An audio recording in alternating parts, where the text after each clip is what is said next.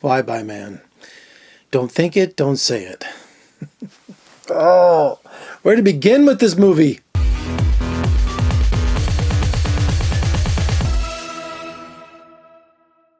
Hi everyone, Vegas Film Critic here, Jeffrey K. Howard, here to review The Bye-Bye Man. You know it's January because it's the dumping ground for all movies that need to be released.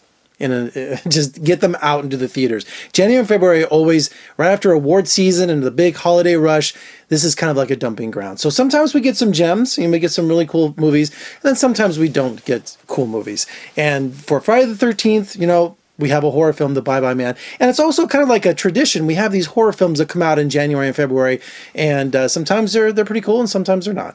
So The Bye-Bye Man has 3 college students who rent this house in Wisconsin, somewhere in Wisconsin, and they unleash the Bye-Bye Man. So they unleash this demon, this entity that feeds off your fear, and meaning that he does these mind games with you. But you have to say his name. So it's kind of like a Bloody Mary kind of thing, or a Biggie Smalls, whatever generation you are. And you have to have him summoned, almost like Aladdin's lamp, by saying his name. And of course, he only survives and only can invoke his terror if he is passed along from person to person. So that's why I say don't think it, don't say it. You can't tell people what's driving you crazy, because then it just keeps perpetuating. It keeps going on and on and on. So that's a big part of the movie. The movie opens up in 1969 and shows the terror of the Bye-Bye Man wreaking havoc on some other people. And it's just how it's passed along, you know. So if you erase the Bye-Bye Man's history, you erase the Bye-Bye Man. So, of course, these 3 college students, you know, there's a boyfriend, a girlfriend, and then their best friend is in there. So the Bye-Bye Man, excuse me, the Bye-Bye Man keeps just, you know, creating havoc between them. And here's the thing. It's rated PG-13, but it originally was R. Man, there are people dying with shotguns. There are people getting stabbed. There's people being run over by trains. And I keep saying to myself, this is PG-13. It's really graphic. It is. And you know what? It builds pretty good. And we need a new character. You know, I love finding a new horror icon in our lexicon, right, of horror films. And, you know, the Bye-Bye Man looked like a zombie. He's all gray. What was his name? They played it. Dale. What's his name? He just looked like a zombie. He didn't look very threatening. He didn't look very menacing at all. And it comes from, they're a couple, believe it or not, a married couple made this film. Screenwriter Jonathan Penner and director Stacy Title. So they wrote and directed this film, where, and also the producers of Oculus and The Strangers. So we had, you know, a pretty good track record.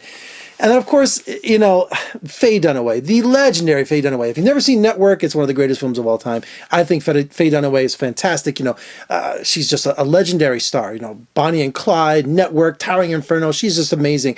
She's having what I call her Joan Crawford Trog moment. And if you know what I mean, Joan Crawford was this legendary MGM big star. And in the later years, twilight of her life, she was doing movies like Trog, just like Ray Milland was doing Frogs. They were ushering out these old stars who have been home with the phone not ringing. And here Faye Dunaway is, of course, front and center. Not to mention Ann Moss, also from The Matrix, who plays a detective who's trying to figure out, you know, who's behind all these murders and what in the hell is going on. This movie was shot in December of 2015, and now it's released over a year later. It's been sitting on the shelf. I don't know if they knew what to do with it. STX Entertainment, you know, it had the first hour of the movie, it really had me intrigued. You know, I thought, wow, we have a new character. We have some, you know, some real psychological terror going on. It had music that sounded like it was from Nightmare on Elm Street. And, you know, it was building. And then literally the last half hour, when you figure out, when the main character, what's his name? This poor kid, Doug Smith, who starts to just, the main teenager, the main college kid, just starts overacting to the point where literally the audience was laughing the last 30 minutes of the film. And I don't mean like chuckling. I mean, it got so outrageous and so implausible of what was going on. I mean, not to give any spoilers away, but he's racing home to help his girlfriend, right? Because the Bye-Bye Man's after her. And he gets in this rollover car accident. Literally, this thing just is destroyed, and he just crawls out and runs down the street, keep on heading home. And people were howling. They were laughing because it got so ludicrous that this movie didn't thrill, it didn't scare, it just made you laugh. So I'm sorry, Bye-Bye Man, but bye. So it was disappointing. It started out good and it just bombed big time. So I don't know. If you're a horror fan like I am, I was looking forward to it. Friday the 13th. I mean, it sounds like a great date movie. But you know what? When people were laughing at it, it just failed on every level. It really did. What a way to start the year. All right, for more reviews and interviews, surf on over to my website, vegasfilmcritic.com. Also, check out me on social media, Facebook, Twitter, Snapchat, Instagram.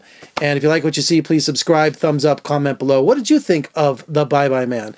And even that was kind of intriguing. You can't say his name, right? But then it's like, that's all you think about. If you think about him, it makes him stronger. And he preys on your fears.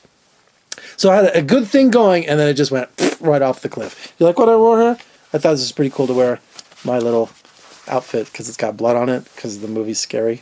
I'm Jeffrey Howard in Las Vegas. Thanks so much for joining me. I'll see you next time. Bye-bye, man!